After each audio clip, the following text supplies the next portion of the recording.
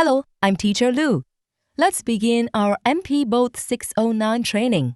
Today's topic is Introduction and Example of Key Screen Programming. To make the structure made of building blocks move, it needs power transmission from our motor. The motor has two different modes, high speed and low speed. We can see a small icon on it. Pointing to the right indicates high speed, and pointing to the middle indicates low speed. Different speeds can be selected depending on the project. For example, for a carousel which needs to rotate slowly, we can choose the low speed. It's important to note that when a controller is turned on, it defaults to high speed. You can switch the speed using this button. If you turn it off and on again, it will revert to high speed regardless of whether it was previously set to high or low. This speed selection can be made before running the program. You cannot change it during program execution. Otherwise, the program will exit. We can see that the first icon on the left of this image is the motor power. The middle one is the current mode. And the upper right corner shows the remaining battery power. It's worth noting that if the robot makes a dee-dee-dee-dee sound, it's likely because the battery is too low. It will automatically sound an alarm to remind you to charge it. We do not recommend operating our robot when the battery is low, as some sensors may not be as sensitive or the motors may not be functioning at full capacity. Therefore, we suggest charging it beforehand. Regarding charging, there's one more thing to note. If we connect it for charging, there's a charging protection mechanism. The controller cannot be turned on while the charging cable is plugged in. Next, there are a few basic operation buttons, such as left moving, page turning, delete, and run. Left moving is mainly used when writing code. For example, if I've written the 8th line of code and want to delete the first one, I can click left moving to select the first line and delete it. Page turning is used because we might have many pages in a program. For example, if I'm on the 3rd page and want to modify the code on the 1st page, I can page down. It only goes down. If I'm already on the 3rd page, clicking down again will return me to the 1st page. It's a loop. The delete button deletes the program. The run button has two functions, running and exiting the program. If I finished writing the program and click run, it will start running. If I finish running the program or if it's running, clicking this button will exit. It's important to note that all editing programs can only be performed after exiting the program. Next, let's look at the motors. Ports A and B are mainly used to connect different motors. For example, if you connect a motor to port A, it will be designated as motor A. If you connect it to port B, it will be motor B. When using it, make sure the interface corresponds to the motor. Some students might connect your motor to port B when it's supposed to be motor A if everyone writes the same program. The robot's movement will be different from others, so this requires careful matching. Another important point is to ensure the connection cable is fully inserted. If your motor doesn't move despite your program, it might be because the connection cable isn't securely plugged in. The motor is controlled primarily through a cross-shaped hole on the side. You can connect components via an axle to make it rotate. This cross-shaped hole is like a clock hand, with clockwise and counterclockwise directions for rotation. So, regarding motor control, firstly, as mentioned, the power is adjustable, allowing you to choose between high and low speeds. Secondly, we can control its direction of rotation. This is clockwise rotation, which we call motor A's forward rotation. And this is counterclockwise rotation, called motor A's reverse rotation. In key screen programming mode, clicking this button once makes motor A's rotate for 1 second. If I click it quickly multiple times, for example, 8 times, it will rotate for 8 seconds. If I click it quickly 10 times, it will enter a repetitive execution state, rotating continuously. This repetitive execution is usually used in conjunction with some sensors. Otherwise, it will keep running and never stop. Similarly, motor B also has forward and reverse rotation. The middle icon button is used to control the stopping of motors A and B. Stopping is generally used in conjunction with the repetitive execution mentioned earlier. For example, if motor A keeps rotating and encounters an obstacle, I can stop it. So, note that if you click this button once, it stops motor A. If you click it twice, quickly, it stops motor B. Let's look at the movement of a single motor in several different situations. First, in real-time control, pressing the button will cause it to rotate continuously, and releasing it will stop it. Second, in key screen programming mode, suppose the programming is as follows. Motor A rotates in reverse for 2 seconds, then in the forward direction for 5 seconds. Then motor B rotates in reverse for 2 seconds, then in the forward direction for 6 seconds, allowing for a fixed duration of movement. Third, if you click the button 10 times consecutively, it will rotate continuously. Fourth, if it rotates continuously and then encounters an obstacle, it will stop. These are some of its different uses.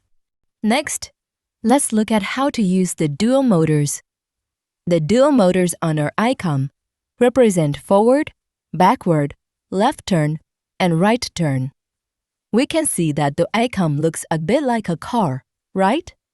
It means you can assemble the product into a car shape to perform these movements. But its fundamental principle is that 2 motors are assembled back to back. If one motor moves forward and the other backward, they create corresponding movement trends. So, when we call it forward, the underlying principle is that motor A rotates in reverse, and motor B rotates forward. Both rotate simultaneously because they are assembled back to back, creating a forward effect through the alternating forward and backward motion. However, I don't necessarily have to assemble it into a car shape. If I have 2 separate motors, I can control them to turn in different directions simultaneously using this button. Moving backward reverses the rotation of the 2 motors. The same applies to left and right turns. For left turn, motors A and B rotate forward simultaneously. For right turn, motors A and B rotate in reverse simultaneously. During use, some students may encounter the issue where other students' robot cars move forward when the forward button is pressed, while theirs moves backward. This is most likely because the wiring of motors A and B is reversed. This reverses the rotation direction, causing other students' robot cars to move forward, while yours moves backward. Therefore, you need to check this connection. Here are some programming examples for dual motors. The first is in real-time control mode, where clicking a button triggers movement. The second is programming it to move forward and then backward. The third is to continuously click the button 10 times to make it move forward without stopping. The fourth is often used in conjunction with sensors, allowing it to keep moving forward and then stop when encountering obstacles, etc. These are all common examples. Next, let's learn about the 2 sensors, the infrared sensor and the sound sensor. We can see C and D next to these buttons. If you plug the sensor into port C, use the first button to program it. If you plug it into port D, use the second button. For example, we often program the model to run continuously and then stop when it encounters an obstacle. However, it's important to note that you might get an X mark for several reasons. First, the connection cable might not be plugged in properly, so it's not being recognized. Second, you might have plugged in a sound sensor, but you've programmed it to use an infrared sensor to receive information, and it might not be matched.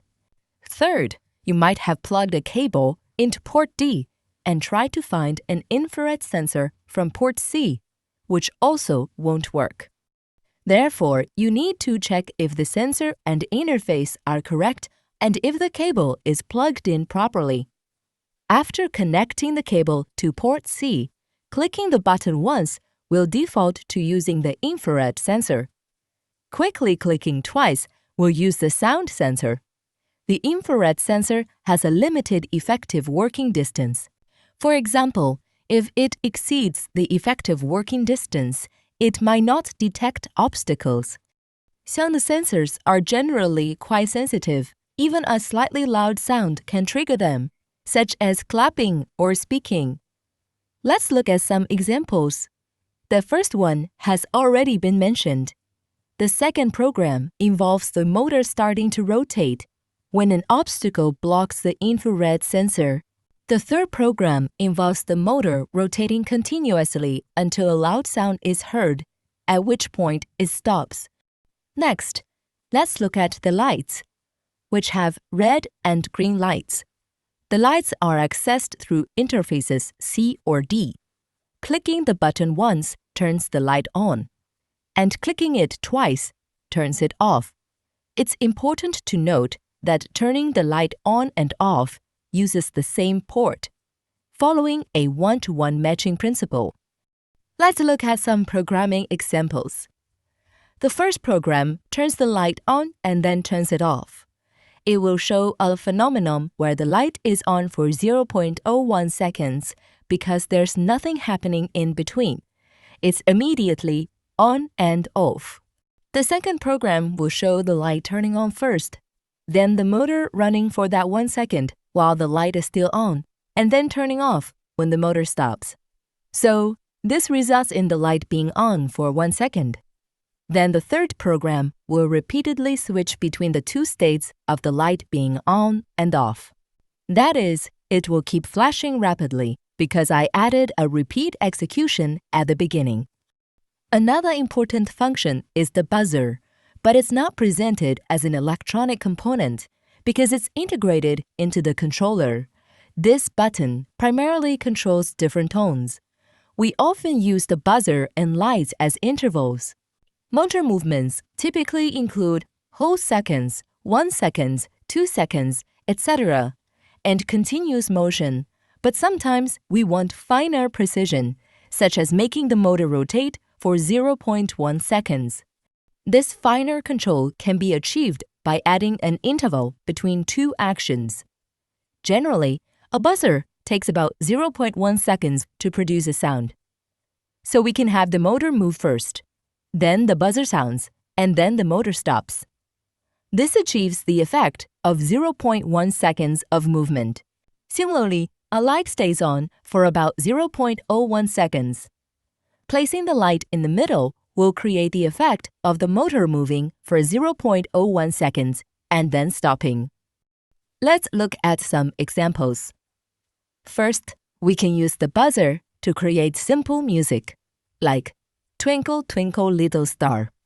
Second, as I just mentioned, placing the buzzer as an interval between repeated rotation and stopping will create a 0.1 second interval.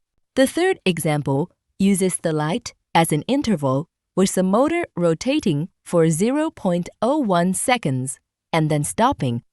Finally, let's look at loops. A loop generally includes a start and an end. These usually appear in pairs. Actually, when you only have one loop, whether or not you specify an end doesn't affect its functionality. However, we might encounter nested loops, meaning a program might have several levels of loops.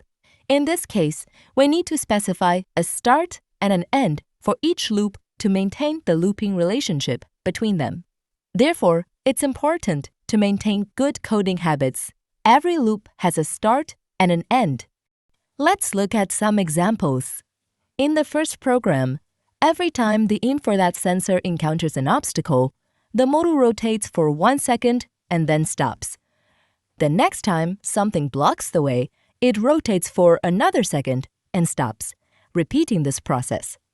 In the second program, the motor is initially stopped. When an obstacle appears, the motor rotates. The buzzer is used as an interval, as mentioned earlier.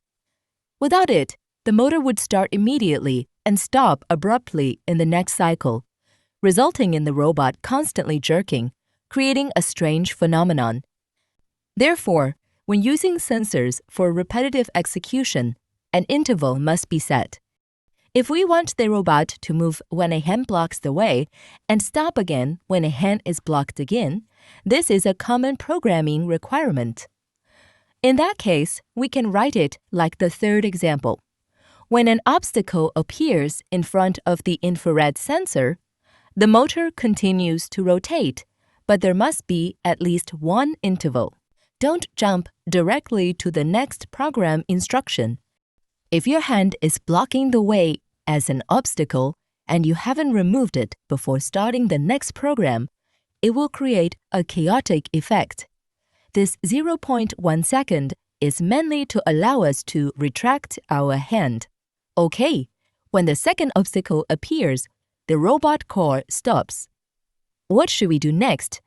Add a buzzer to create an interval, then end the loop, giving it a beginning and an end. This would be more suitable for our needs. The above is our learning of some common programming concepts and examples. Okay, that concludes all the training content. Thank you for watching.